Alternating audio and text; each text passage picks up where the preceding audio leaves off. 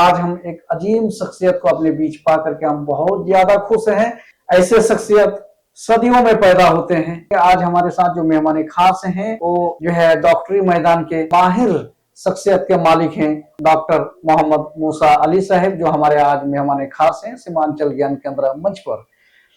आप जो है MBBS MD मेडिसिन अलीगढ़ से हैं, MRCPS FRCP डबलिन से हैं और consultant physician and diabetologist medical superintendent Cripps hospital जो किशनगंज में स्थित है, आबाद है। ये बहुत बड़ा हॉस्पिटल भी है। इनमें जो है डॉक्टर साहब सुपरिटेंडेंट के पद पर ओहदे पर फायज हैं और लोगों को अपना खिदमत और सेवा प्रस्तुत कर रहे हैं। आइए बिला तमहीद हम अपने मेहमान खास से आपको मिलवाते हैं और डॉक्टर साहब से बहुत कुछ जानने की कोशिश करेंगे। लेकिन डॉक्टर साहब के सामने हमारा जो सवाल होगा, हम जानना चाहेंगे सर से कि आजकल जो है देखा जाए कि हमारे समाज में, शहर में आमतौर पर बूढ़े बुजुर्ग, बच्चे, नौजवान किसी भी तबके के अंदर सर ये जो है डायबिटीज का पेशेंट काफी मिल रहा है। तो इसका रोकथाम कैसे हो सकता है, इसका बेहतर उपाय क्या है, इसके बारे में हमारे नाज़रीन को बताने की मेहरबानी करें। जी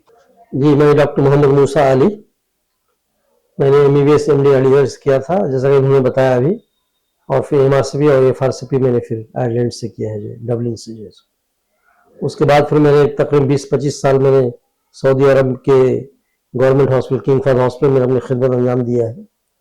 वहाँ से मैं रिज़ाइन करके आके अभी फ़िलहाल क्रिप्स हॉस्पिटल पश्चिम पाली किशनगंज में जो है उसमें एक सीनियर फिजिशियन और डायबिटोलॉजिस्ट के पोस्ट पर काम कर रहा हूँ, और इस हॉस्पिटल के मैं मेडिकल सुपरिटेंडेंट भी हूँ। जैसा कि उन्होंने बताया कि किशनगंज में एक तो गरीब इलाका है और यहाँ बीमारी भी बहुत ज़्यादा है, लेकिन ख़ास करके अभी जो इनका सवाल था कि शुगर का पेशेंट अभी बहुत ज़्यादा बढ़ रहा है। इसकी एक वजह तो यह है कि इंसान की लाइफ स्टाइल जो बदल गया है।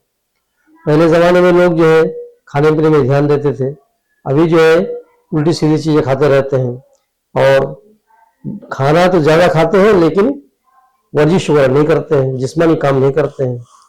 तो जब तक जिस्मानी काम नहीं करेगा, वर्जिश नहीं करेगा, तो ये चीज़ जो है उसके मोटापे को इजाफा करता है और वही चीज़ जो फिर जाके डायबिटीज शुगर का इजाफा करता है, पेशेंट बनाता है जो है।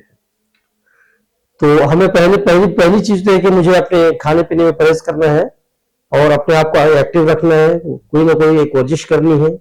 और जिनको डायबिटीज हो गया है तो उसके लिए है कि ये दो चीज, परहेज और पैदल चलना या वर्जिश करना। उसके बाद तीसरे नंबर पे दवा आता है। तो दवा जो उनको पाबंदी से लेना है, ताकि शुगर जो है एक मल्टी सिस्टम डिजीज है। ये शुगर बढ़ा हुआ रहता है तो ये दूसरे जिस्म के दूसरे जो आज़ा हैं उसको नुकसान पहुंचाता है। तो देर और सबेर किडनी, आंख और हार्ट को ये नुकसान पहुंचाता है। शुरू में लोगों को पता नहीं चलता है या शुरू में लोग ध्यान नहीं देते हैं। एक ऐसा वक्त आता है कि फिर इंसान किडनी भी खो देता है, आंख की रोशनी भी खो देता है और हार्ट का पेशेंट बन जाता है। तो उनकी जो प्रोडक्टिव लाइफ है वो खत्म हो जाती है। अगर वही इंसान अगर शुरू से अगर परहेज करेगा, वर्जिश करेगा, दवाएं लेंगे तो ये शुगर कंट्रोल में रहेगा और उनका जो लेट कॉम्प्लिकेशंस है बहुत लेट होंगे या फिर नहीं होंगे। तो उनका एक नॉर्मल लाइफ स्पेन जो चलता रहेगा जो है। और मेरे ख्याल से जो खास करके आजकल गांव घर में भी जो दवाएं दे देते हैं लोग शुगर की, तो एक बार शुगर नॉर्मल हुआ उसके बाद लोग दवा छोड़ देते हैं। शुगर नॉर्मल हुआ दवा की वजह से, ना कि आप शुगर नॉर्मल हुआ तो आप दवा छोड़ दें। ये गलतफहमी जो गांव घर में लोगों में होती है कि वो दवा बीच में छोड़ देते हैं। तो दवा के डोज में घटी और बड़ी हो सकती है, लेकिन दवा को आपको बिल्कुल बंद नहीं करना है। आपको स्ट्रेस नहीं लेना है, मिनिमम स्ट्रेस को मिनिमाइज करना है, खाना पीना परहेज करके खाना है और जिस्मानी एक्टिविटी को बढ़ाना है। इन तरीकों से आप इस बीमारी को आप रोक सकते हैं, इस पे कंट्रोल पा सकते हैं। चुनिंदा किस्म के जो आलिम होते हैं, जानकार होते हैं, चाहे वो जिस मैदान के हो, माहिर होते हैं, ऐसे लोगों को आपके सामने हम प्रस्तुत करते रहते हैं, हाजिर करते रहते हैं, पेश करते रहते हैं।